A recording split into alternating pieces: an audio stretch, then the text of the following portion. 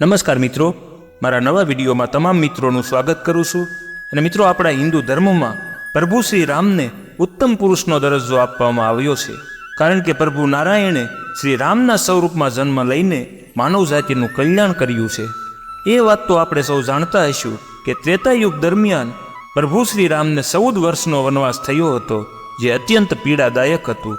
અને આવી પરિસ્થિતિ કોઈ પણ પિતા પુત્ર સાથે ક્યારેય નહીં સર્જાઈ હોય. મહારાજા દશરથ દ્વારા પોતાના સૌથી પ્રિય પુત્રને 14 વર્ષનો વનવાસ અપાયો અને પોતે પ્રાણ ત્યાગીને ચાલ્યા ગયા. રાજા દશરથે પોતાની રાણી કૈકેયીને આપેલા વચનની પૂર્ણાહુતિ કરવા માટે આવું પગલું લીધું હતું. પરંતુ શું તમે ક્યારેય પણ વિચાર્યું કે રાણી કૈકેયી દ્વારા શ્રી રામને ફક્ત 14 વર્ષનો જ વનવાસ કેમ અપાયો? જો તે ધારે તો 14 કે 20 વર્ષનો પણ વનવાસ આપી શકે. પરંતુ આની પાછળ પણ એક અત્યંત રહસ્યમય કારણ છે, જેના વિશે આ વિડીયોમાં આપણે ચર્ચા કરીશું. તો રાણી કૈકેયીએ રાજા દશરથ પાસે માત્ર 14 વર્ષનો જ વનવાસ માંગ્યો. તેની પાછળનું એક પ્રશાસનિક કારણ પણ છુપાયેલું છે. રામાયણ કથા એ ત્રેતાયુગ સમયની વાત છે, અને આ સમયગાળા દરમિયાન એક પ્રશાસનિક નિયમ ઘડવામાં આવ્યો હતો. જો કોઈ પણ રાજા 14 વર્ષ માટે સિંહાસન પર વિરાજમાન ના થાય તો તેને શાસક બનવા માટેનો કોઈ હક રહેતો નથી. અને આ જ કારણે કૈકેયીએ પોતાની સૂઝબૂઝથી રાજા દશરથ પાસેથી રામ માટે માત્ર ને માત્ર 14 વર્ષનો જ વનવાસ આપવાનો નિર્ણય કર્યો હતો. અને આથી જ્યારે ભગવાન શ્રી રામ પોતાના પિતાની આજ્ઞા માની વનવાસ પૂર્ણ કરીને આવે ત્યારે તેમની પાસે શાસક બનવાનો કોઈ જ રસ્તો ના રહે, અને જેથી કૈકેયીનો પુત્ર ભરત રાજગાદીનો વારસદાર બની જાય. પરંતુ ભરતે આ થવા ના દીધું. તે પોતે પણ રાજગાદી છોડીને વનવાસી બની ગયા. અને જ્યારે શ્રી રામ પોતે વનવાસ પૂર્ણ કરીને પરત ફરી રહ્યા હતા, ત્યારે ભરત પણ પૂર્ણ આદર તથા સન્માન દ્વારા શ્રી રામને તેમનું સિંહાસન સોંપ્યું. અને ત્યારબાદ શ્રી રામે તેનું સિંહાસન અને રાજપાટ સંભાળ્યો હતો.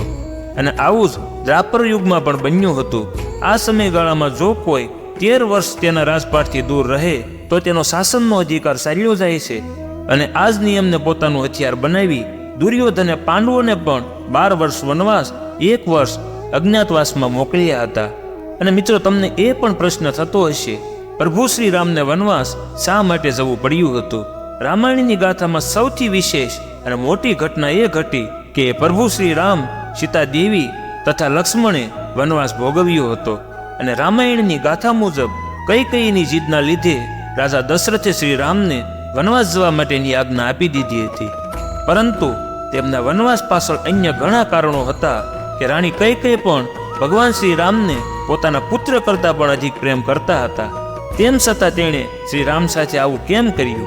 તો એની પાછળનું કારણ એવું હતું કે આ બધું તેમણે નથી કર્યું, પરંતુ તેમની પાસેથી દેવગણો દ્વારા કરાવવામાં આવ્યું હતું. પ્રભુ શ્રી રામના જન્મનો મૂળ હેતુ રાવણનો વધ કરવાનો જ હતો. અને જો પ્રભુ શ્રી રામ રાજગાદી પર બેસી જાત તો સીતા માતાનું હરણ કઈ રીતે થાત? અને જો સીતા માતાનું હરણ ના થાય તો રાવણનો અંત કઈ રીતે થાત? માટે દેવગણોએ મંત્રા દ્વારા કૈકેયીના કાન ભરવાનું કાર્ય કરી આ કૃત્ય આચર્યું હતું. ને મિત્રો, રાજા દશરથના લગ્ન પહેલા કૈકેયી મહર્ષિ દુર્વાસાની સેવા કરતા હતા. કૈકેયીની સેવાથી પ્રસન્ન થઈને મહર્ષિ દુર્વાસાએ કૈકેયીના એક હાથને ગર્જના બનાવીને આશીર્વાદ આપ્યા હતા કે ભવિષ્યમાં એ ભગવાન પણ તમારા ખોળામાં રમશે. અને સમય વીતતો ગયો અને કૈકેયીના લગ્ન રાજા દશરથ સાથે થયા. અને ઘણા વર્ષો પછી સ્વર્ગમાં દેવાસુર યુદ્ધ શરૂ થયું. ત્યારે દેવરાજ ઇન્દ્રએ રાજા દશરથને મદદ માટે બોલાવ્યા. અને રાજા દશરથની રક્ષા માટે રાણી કૈકેયી પણ સારથી બનીને દેવાસુર સંગ્રામમાં પહોંચી ગયા. અને તે યુદ્ધ દરમિયાન મહારાજા દશરથના રથના પૈડાનો ખીલો નીકળી ગયો અને રથ ડગમગવા લાગ્યો. આવી પરિસ્થિતિમાં કૈકેયીએ ખીલાની જગ્યાએ પોતાની આંગળી મૂકી અને મહારાજાનો જીવ બચાવ્યો. અને રાજા દશરથ યુદ્ધના મેદાનમાં કૈકેયીની હિંમતથી ખૂબ પ્રસન્ન થયા અને તેમને 3 વરદાન માગવાનું કહ્યું. ત્યારે કૈકેયીએ તે સમયે પ્રેમથી કહ્યું, તેને હાલમાં કોઈ વરદાનની જરૂર નથી. જો ક્યારેય જરૂર પડશે તો હું પૂછીશ. અને કૈકેયીએ રાજા દશરથને આ વરદાનની જાળમાં ફસાવીને રામ માટે 14 વર્ષનો વનવાસ માંગ્યો. પરંતુ કૈકેયીએ રામ માટે 14 વર્ષનો વનવાસ કેમ માંગ્યો? આની પાછળ ઘણા કારણો છુપાયેલા છે. અને ભગવાન શ્રી રામ હરિવિષ્ણુના અવતાર હતા, અને આ આખો પ્લાન તેમણે જ બનાવ્યો હતો. આ યોજનામાં ભગવાન શ્રી રામે તેમની યોજના સરસ્વતી પાસેથી મંત્રાની માટીમાં દાખલ કરાવી અને મંત્રાએ કૈકેયીને બધું જ કહ્યું અને સમજાવ્યું જે સરસ્વતી કરાવવા માગતી હતી.